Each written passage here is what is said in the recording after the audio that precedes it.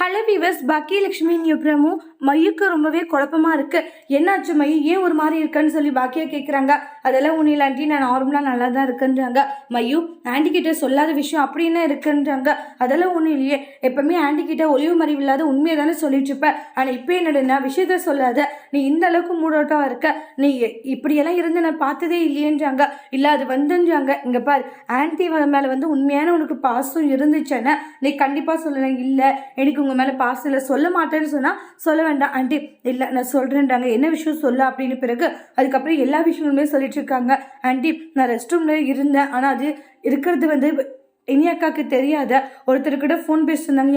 யாருன்னு தெரியல, யாரோ ஒரு பாய் தான். அவங்க கிட்ட வந்து டே என்னடா ஆச்சுன்னு சொல்லி கேட்டாங்க. இந்த மாதிரி பிரச்சனை ஒன்று. சரி நான் எப்படியாச்சும் பணத்தை ரெடி பண்ணி தரேன்னு சொல்லிட்டு உங்ககிட்ட இருக்கிற கபோர்டில் இருக்கிற நகை எல்லாமே இனி அக்கா எடுத்து பேக்கில் போட்டுட்டு போயிட்டாங்க. மையம் என்ன சொல்லிட்டு இருக்கா?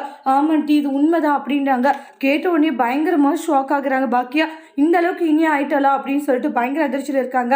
அடுத்து வரக்கூடிய பிரமோல என்ன நடக்க போகுதுன்றதை வெயிட் பண்ணி பார்க்கலாம். தேங்க்யூ.